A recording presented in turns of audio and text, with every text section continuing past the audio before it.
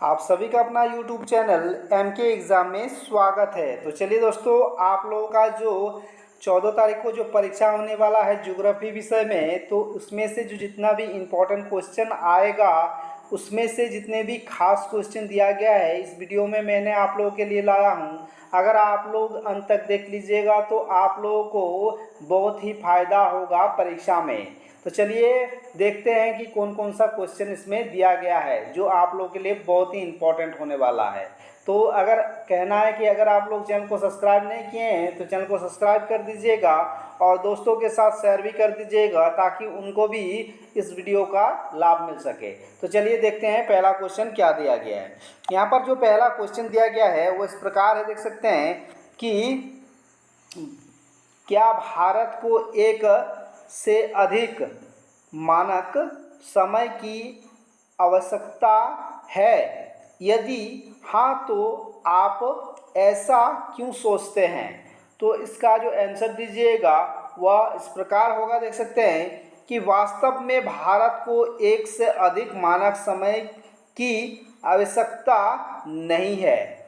भारत को एक से अधिक मानक समय की आवश्यकता नहीं है। यदि एक से अधिक मानक समय होगा तो स्थानीय समय निर्धारण में कठिनाई आएगी। एक से अधिक मानक समय की आवश्यकता केवल उन देशों को होती है जिनका पूर्व पश्चिम विस्तार अधिक होता है, जैसे कि संयुक्त राज्य अमेरिका में। ठीक है, इसमें कहा जा रहा है कि भारत को एक से अधिक मानक समय रेखा की आवश्यकता नहीं है।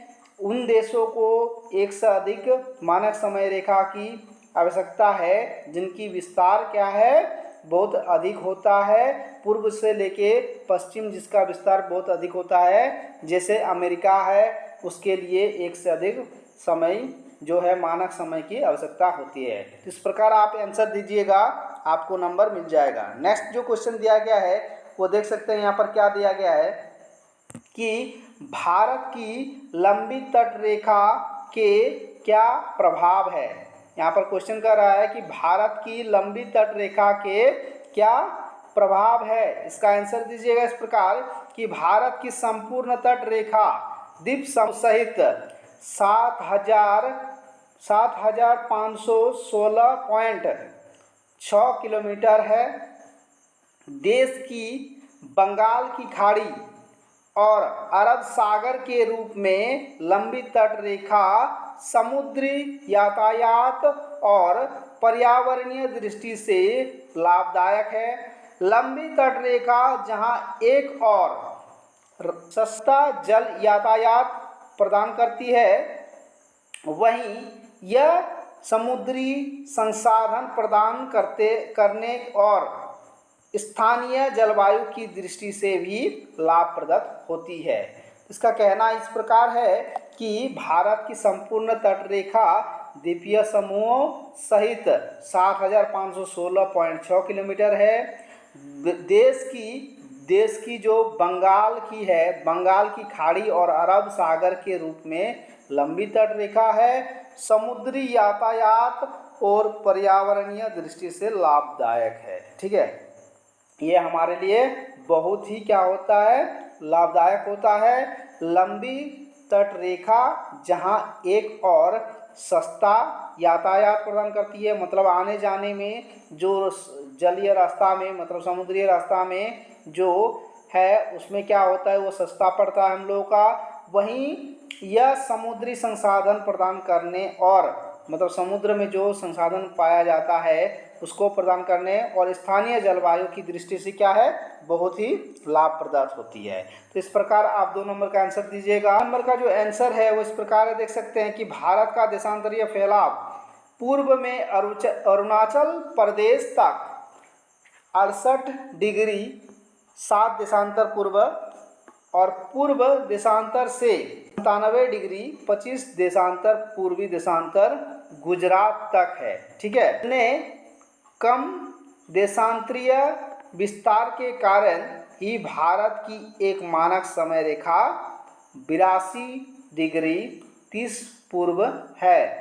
यह देशांतरीय रेखा के मध्य से गुजरती है, इसीलिए इस रेखा को देश का मानक समय माना जाता है। ठीक है, इस प्रकार आप 3 नंबर का आंसर दीजिएगा, आपको पूरा का पूरा नंबर मिलेगा। नेक्स्ट जो आपका 4 नंबर का क्वेश्चन है वो इस प्रकार देख सकते हैं कि जबकि पूर्व में उदाहरणतः नागालैंड में सूर्य पहले उदय होता है और पहले ही अस्त होता है, फिर कोहिमा और नई दिल्ली में घड़ियां एक ही समय क्यों दिखाती है। देखिए क्वेश्चन क्या कह रहा है कि जब पूर्व में, उदाहरण पर क्या है, उदाहरणतः नागालैंड में सूर्य पहले उदय होता है और पहले ही अस्त हो जाता है। ठीक है, फिर कोहिमा और नई दिल्ली में घड़ियां ही एक ही समय क्यों दिखाती है। ठीक है, तो इसका जो आंसर दीजिएगा वो इस प्रकार है, देख सकते हैं कि यह सत्य है कि भारत के पूर्व में सूर्य पहले उदय होता है और पहले ही अस्त भी होता है। ठीक है, किंतु देश की घड़ियां समय एक ही दिखाई देती है, क्योंकि घड़ियों के लिए समय का निर्धारण केंद्रीय देशांतर 82 डिग्री 30 देशांतर पूर्व मानक म्यांतर द्वारा होता है। यही कारण है कि कोहिमा और नई दिल्ली में घड़ियां एक ही समय दिखाई देता है। कहा जा रहा है कि आप लोगों का जो दिया गया है देख सकते हैं इसमें कि भारत में पूर्व में जो है सूर्य पहले ही उदय होता है और उसमें पहले ही अस्त हो जाता है, किंतु देश की जो घड़ियां हैं एक ही समय दिखाती है, क्योंकि घड़ी के जो समय का निर्धारण होता है वो केंद्रीय मतलब जो बीच में है, समझ गए, उसका जो देशांतर है वो आपका 82 डिग्री 30 पूर्व मानक में अंतर रखा गया है। ठीक है, जिसके कारण आपका जो कोहिमा और नई दिल्ली में जो घड़ियां एक ही समय दर्शाती है। तो इसका आंसर आप 4 नंबर का इस प्रकार दे दीजिएगा, आपको पूरा का पूरा नंबर मिल जाएगा। नेक्स्ट जो आपका क्वेश्चन है वह इस प्रकार है, देख सकते हैं कि यदि एक व्यक्ति को लक्षद्वीप जाना हो तो वह कौन से तटीय मैदान से होकर जाएगा और क्यों। देखिए इसमें कह रहा है आपका क्वेश्चन कि यदि एक व्यक्ति को लक्षद्वीप जाना है तो वह कौन से तटीय मैदान से होकर जाएगा और क्यों जाएगा। ठीक है, तो इसका आंसर आप इस प्रकार दीजिएगा कि वह केरल के तटीय मैदान से होकर जाएगा। किसके? केरल के तटीय मैदान से होकर जाएगा, क्योंकि लक्षद्वीप केरल तट से 280 किलोमीटर दूर अरब सागर में स्थित है। कहा जा रहा है कि अगर आपको लक्षद्वीप जाना है तो आपको केरल के तटीय मैदान से होकर जाना चाहिए, क्योंकि लक्षद्वीप केरल तट से 280 किलोमीटर दूर अरब सागर में स्थित है। ठीक है, तो इस प्रकार आप आंसर दीजिएगा। नेक्स्ट जो क्वेश्चन दिया गया है उस प्रकार देख सकते हैं 2 नंबर में कि भारत में ठंडा मरुस्थलीय कहाँ स्थित है। इस क्षेत्र की मुख्य श्रेणियों के नाम बताइए। देखिए इसमें कह रहा है कि भारत में ठंडा मरुस्थल कहाँ स्थित है। 1 नंबर, इससे इस क्षेत्र का मुख्य श्रेणी के नाम बताइए, आपको बताना है। तो इसका आंसर आप इस प्रकार दीजिएगा कि लेह और लद्दाख को भारत का ठंडा मरुस्थल कहा जाता है। कहाँ पर किसको कहा जाता है? लेह और लद्दाख को भारत का ठंडा मरुस्थल कहा जाता है। यह जास्तकर तथा काराकोरम श्रेणी के मध्य स्थित है। इनमें मुख्य श्रेणियां काराकोरम, लद्दाख तथा जास्तकर है। ठीक है, आप इसका आंसर 2 नंबर का इस प्रकार दीजिएगा कि इसमें कहा जा रहा है क्वेश्चन कि भारत में ठंडा मरुस्थल कहाँ है, तो आप याद रखिएगा कि लेह लद्दाख को भारत का क्या कहा जाता है? ठंडा मरुस्थल कहा जाता है। यह जास्तकर और तथा काराकोरम श्रेणी के मध्य स्थित है। इनमें मुख्य काराकोरम तथा लद्दाख तथा दस्तकर है। इस प्रकार आप इसका आंसर दीजिएगा, आपको पूरा का पूरा नंबर मिल जाएगा।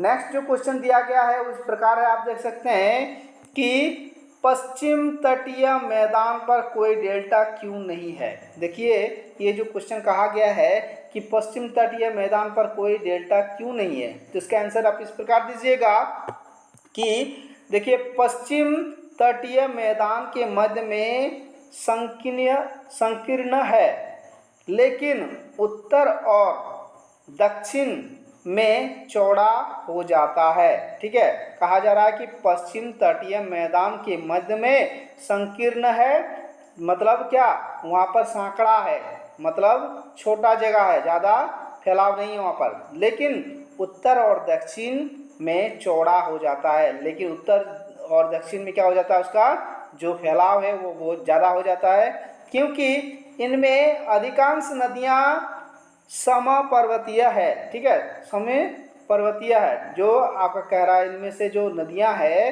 वह समपर्वतीय उच्च पश्चिमी घाट से उद्गमित होती है। मतलब जितने भी नदियां हैं वहाँ पर वह उस जो है एक ही वो जो पर्वतीय समपर्वतीय उच्च पश्चिमी घाट से उद्गमित, मतलब वहीं से शुरू होता है। ठीक है, उसके बाद कह रहा है कि नदी के अधिक वेगवती, ठीक है, इसमें कह रहा है कि नदियों के अधिक वेगवती व तीव्र ढाल होने तथा कुछ किलोमीटर लंबी नदियां होने के कारण यहाँ पर कह रहा है कि यह तलहटों का निरपेक्षण नहीं कर पाती है। ठीक है, इसी कारण यह नदियां डेल्टा नहीं बना पाती है। ठीक है, तो इसका जो कह रहा है कि अधिकांश जो नदियां हैं वह उच्च पश्चिम घाट से ही क्या है, समय पर्वतीय उच्च पश्चिम घाट से ही उद्गमित होता है, मतलब वहीं से निकलता है। और दक्षिण के अधिक वेगवर्ती व तीव्र ढाल, मतलब बहुत स्पीड, जहाँ तीव्र ढाल होता है, कुछ किलोमीटर लंबी नदियां होने के कारण क्या कह रहा है कि तलहटों का निरपेक्षण नहीं कर पाती है। ठीक है, जिसके कारण वहाँ पर डेल्टा नहीं बन पाती है। तो इस प्रकार आप इसका आंसर दे दीजिएगा, आपको पूरा का पूरा नंबर मिल जाएगा। तो चलिए फिर नेक्स्ट वीडियो में फिर से आप लोगों से मिलते हैं। आप लोग बने रहिएगा चैनल पर, आप लोगों का इसी प्रकार का इम्पोर्टेंट क्वेश्चन आगे भी वीडियो में मिलता रहेगा। तो आप लोग चैनल को जरूर सब्सक्राइब कर दीजिएगा। थैंक यू, धन्यवाद।